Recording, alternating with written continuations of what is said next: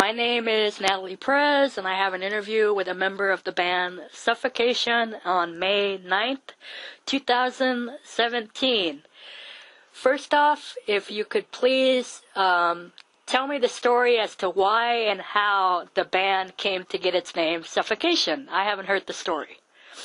Oh, okay. All right. Well, you got to figure this is in, like 1987, 1988. Mm-hmm. And, you know, a bunch of young kids in high school roaming around in the mall. Mm-hmm.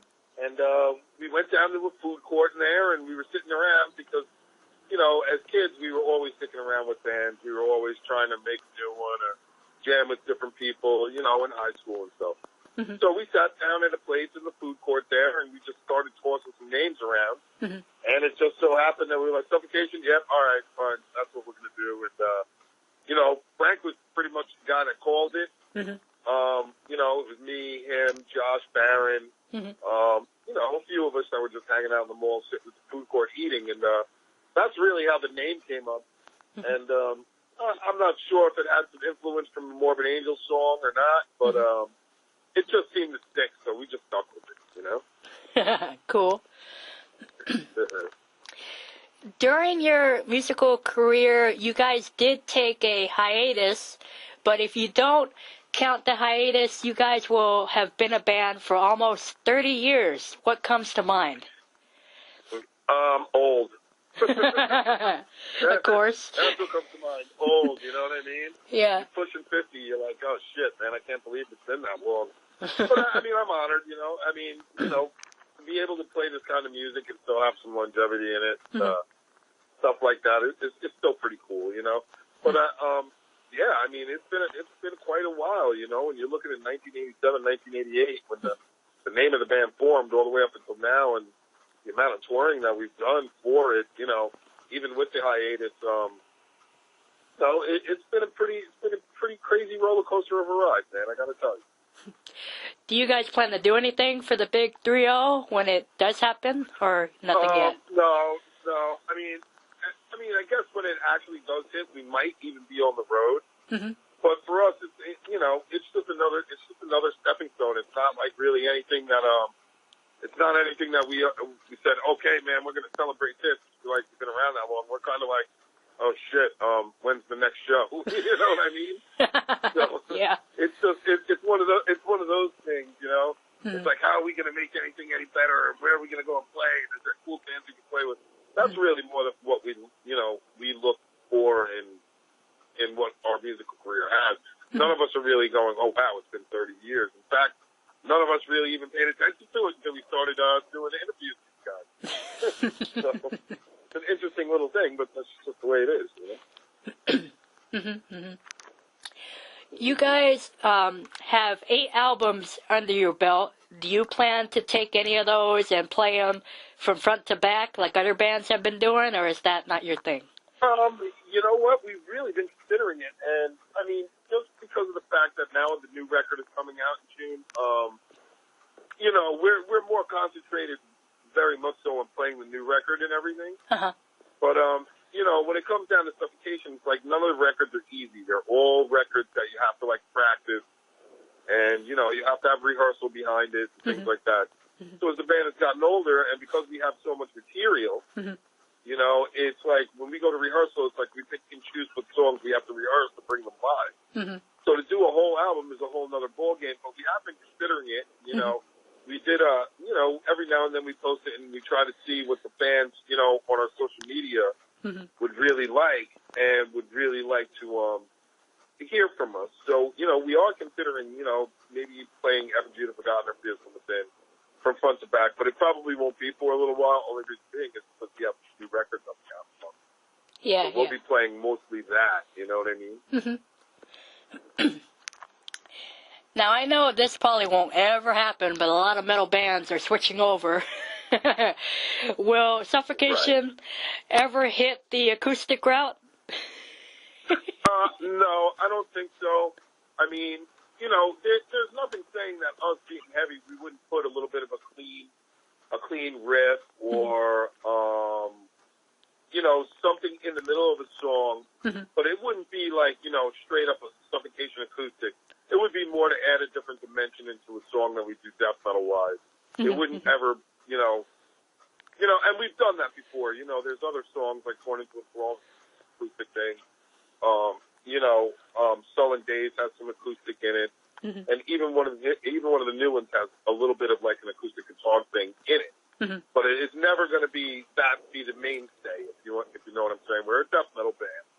So, we're not looking to change, we're not really looking to change the wheel or anything. We're just more or less just trying to get a little bit of expression here and there musically, not necessarily changing the whole style. So no, we're not going to go that route. There won't be any clean singing or any of that. Yeah, exactly.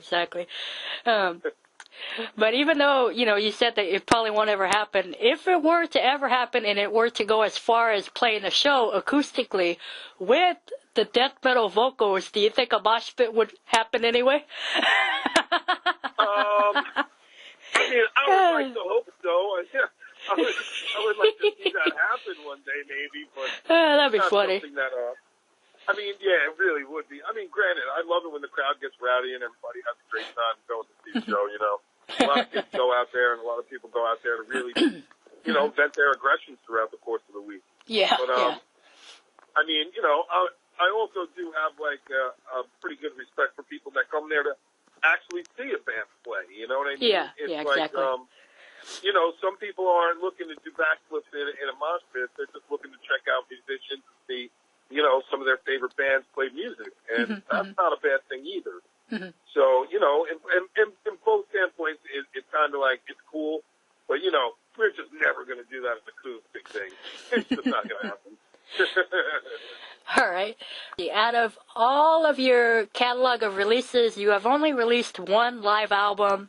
Has there been any plans to do a follow-up live album or live DVD or nothing yet? We've been trying to get this DVD thing together for God knows how long. And it's just a matter of running into having the resources for one, having the right people to be able to edit it for two. We had to go through a lot of things with, producers and editors, which in turn, just kind of stonewalled it. We have a lot of footage and things, but also, the same thing goes with the live album. We haven't done a live album in quite a while, and now that the lineup is a little bit different and we're playing different songs and this new album is coming out, it's almost a given that we'll be doing one, but it's going to take some time. We got to get ourselves out on the road a little bit and, pick people's brains and see what would be the best for us to do and where to do it and the best time for us to do it. So give us a little bit of time. More than likely, there will be another live album. You will be heading out on tour coming up with Morbid Angel. Since you have so many albums in your catalog, does it keep getting more difficult to put together a set list and not have everybody fight about it? No, I want this song. No, I want that song. Well, we don't really fight about it. We just go, we don't really like this. We don't want to play this one. It's like, I want to play this one. You don't want it. So, there's so many songs for us to pick from at this point that, everybody has their favorites. So we do have, our staple songs that we usually put into the set because, people have listened to them so long, they expect to hear those songs when we go and play live. And I think that's a testament to our age, But, still in the same light, I think that, we really try to communicate with each other enough to find out which songs we're really going to put into the set. It is an ever-changing thing. When we go out on the road, we usually have an A set, a B set, and sometimes even a C set, depending on what we do. So, there's a lot of songs for us to actually pick and choose from. We don't really fight about it, but we do. Sometimes we turn around and go, oh, no, we don't want to play this song. Oh, yeah, we want to play this song. Oh, no, we don't want to play this song. So it's back and forth a lot. There's a lot of democracy going on. Like regular democracy, not the fucked up shit we have to. And, Yeah, and we pick and choose our songs accordingly, Some have to do with bands, some have to do with, what the band is feeling, and some have to do with what's just, regular and what people would expect, What do you think is the most underrated Suffocation album out of all of them? Every single one. Well, the most underrated record would be Breeding the Spawn, and that's just simply because the production was absolutely terrible. And, the music was great, which is the reason that we pretty much go back and we re-record Breeding the Spawn song almost every time that we go and record. And reason being is just because during that time when Breeding the Spawn actually came out, it was like the band was in a lot of turmoil. People weren't getting along. We had a lot of things that were, just not making it really so good for the band. You know what I mean? And, the scene was lacking. It was hard for us to get shows. It was hard for us to get out on a tour where people could still survive and come home and still have a life. And it made things really difficult. As time went on, it got a little bit better, obviously, but it's still not great. This is death metal, not death metal.